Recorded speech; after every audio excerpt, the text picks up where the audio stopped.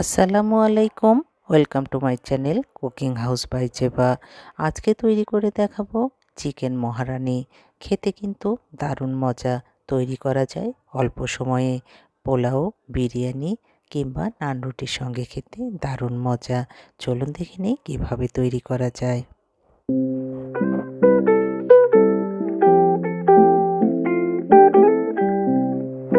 প্রথমে একটা মশলা তৈরি করে নেব। এজন্য জিরা, মৌরি, শুকনা মরিচ, ধনিয়া, দারচিনি, এলাচ, জয়ত্রী এবং জয়ফল এগুলো সামান্য পরিমাণ টেলে নিয়ে আমি ব্লেন্ডারে ব্লেন্ড করে নেব। আপনারা পাটায়ও বেটে নিতে পারেন। এখানে 900 গ্রামের মতো মুরগির মাংস নিয়েছি। মাংসগুলো একটু বড় সাইজ করেই কেটে নিয়েছি। দিয়ে দিলাম পরিমাণ মতো লবণ, লাল মরিচ গুঁড়া, গোলমরিচ গুঁড়া, রসুন বাটা, আদা বাটা।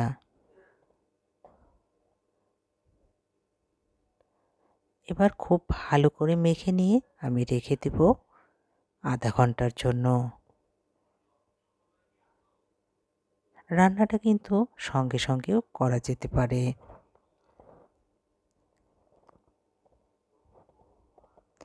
একটা কড়াইয়ে 1/3 কাপ তেল দিয়ে দিলাম।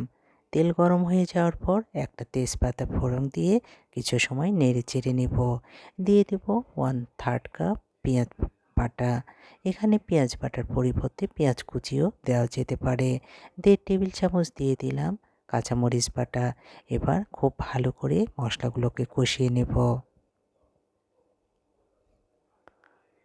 সামান্য পরিমাণ পানি দিয়ে মশলাগুলোকে আবারও কষিয়ে নিতে হবে। দিয়ে দেব মেখে রাখা মুরগির মাংসগুলো। মাংসগুলো দেওয়ার পর কিছু সময় কষিয়ে নিতে হবে।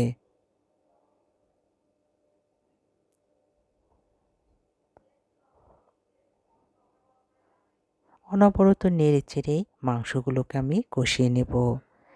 দিয়ে দিলাম টক দই এবং 2 টেবিল চামচ কাজু বাদাম বাটা।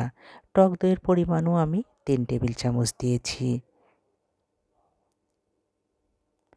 আবারও খুব ভালো করে মাংসগুলোকে কষিয়ে নিয়ে দিয়ে দিব তৈরি করে রাখা মশলা।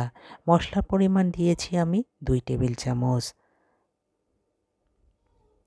অনবরত নেড়ে চেড়ে আবারও মাংসগুলোকে আমি কষিয়ে নেব।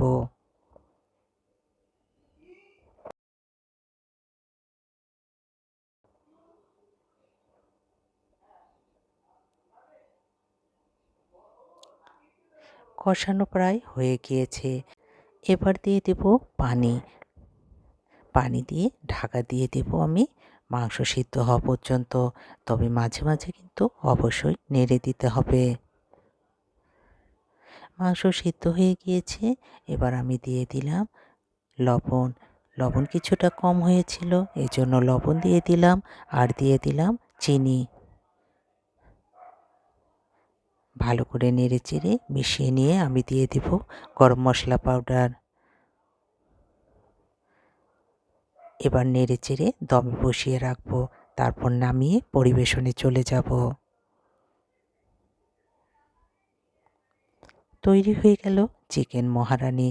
আশা করি রেসিপিটি ভালো লেগেছে। ভালো লাগলে অবশ্যই বাসায় তৈরি করবেন। আবারও দেখা হবে নতুন কোনো রেসিপি নিয়ে।